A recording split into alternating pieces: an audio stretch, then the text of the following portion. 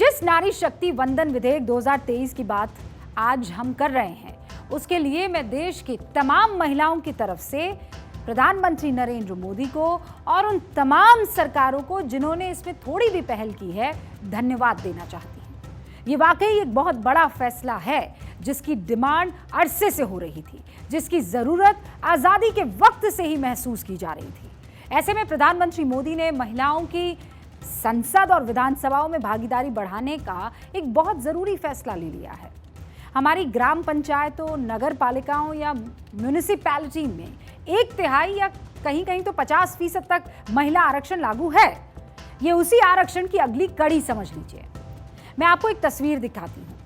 ये जो तस्वीर आप देखेंगे, ये हमारे देश की पंचायती राज में महिलाओं की भागीदारी की हकीकत दिखाने वाली तस्वीर है। ये इन तस्वीरों से आप कुछ समझ रहे हैं?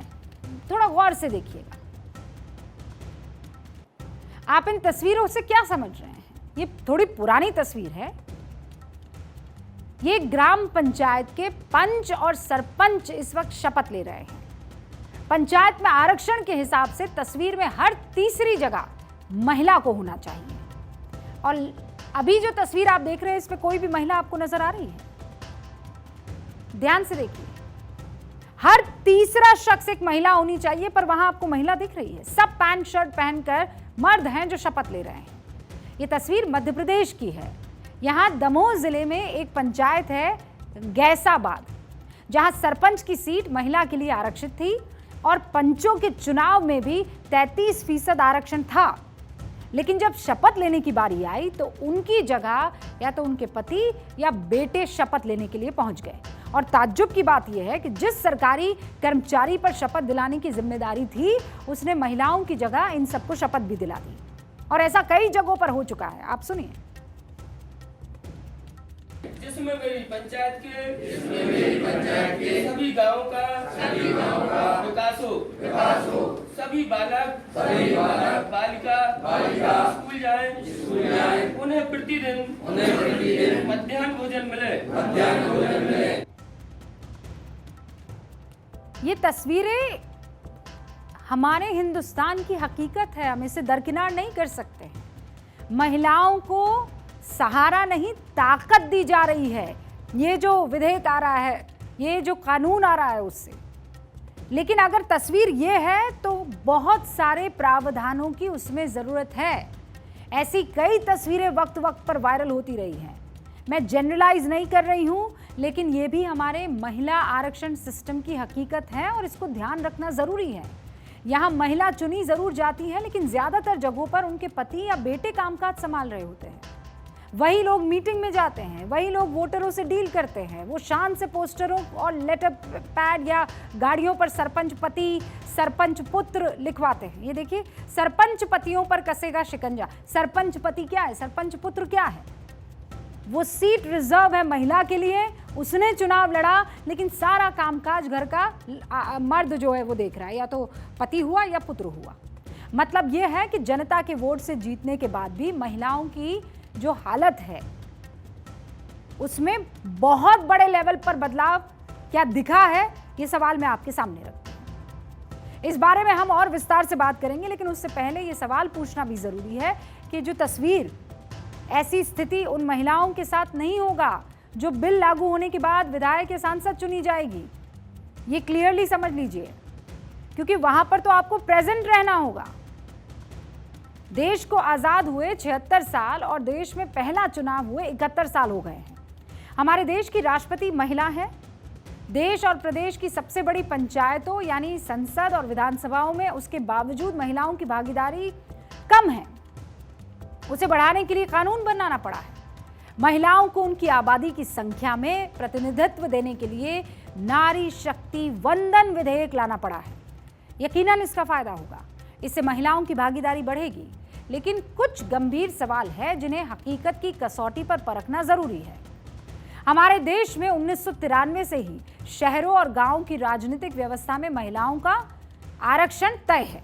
निश्चित रूप से इसकी वजह से पंच, सरपंच से लेकर ब्लॉक और डिस्ट्रिक्ट कमेटी में महिलाओं का नेतृत्व उभर कर आया है और करीब 14,54,000 से ज्यादा महिला रिप्रेजेंटेटिव्स आज अलग अलग पदों पर चुनी जा रही हैं या चुनी जा चुकी हैं।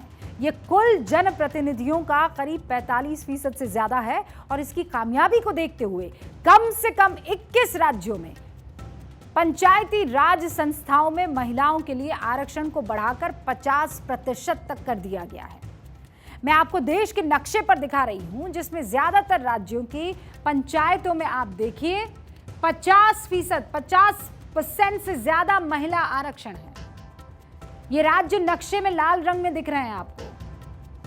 आंध्र प्रदेश, असम, बिहार, छत्तीसगढ़, गुजरात, हरियाणा, हिमाचल प्रदेश, झारखंड, कर्नाटक, केरल, मध्य प्रदेश, महाराष्ट्र, ओडिशा, राजस्थान, सिक्किम, तमिलनाडु, तेलंगाना, त्रिपुरा, उत्तराखंड, पश्चिम बंगाल। लेकिन इस भागीदारी में गंभीर खामी है। और ये बात मैं क्यों कह रही हूं? क्योंकि ये मुद्दा राज्यसभा में भी इस विधेयक पर चर्चा के दौरान उठा।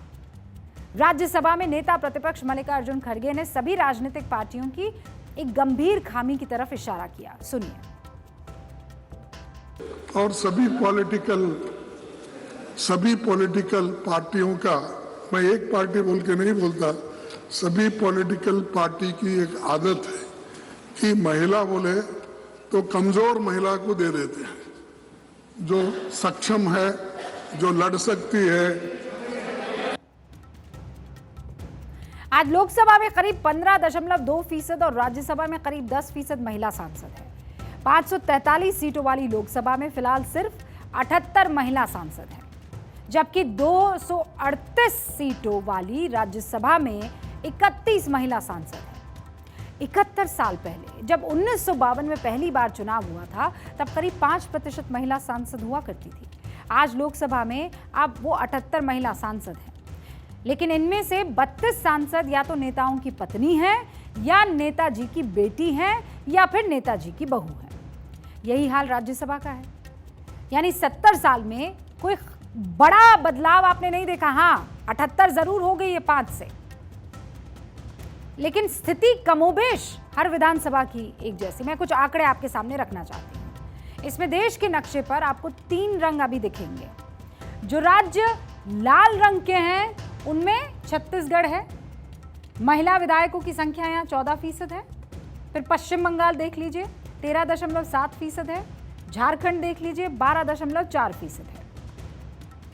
पीले रंग में जो राज्य आपको दिख रहे हैं उनमें 10 से 12% महिला विधायक हैं। इन राज्यों में बिहार, हरियाणा, पंजाब, राजस्थान, उत्तराखंड,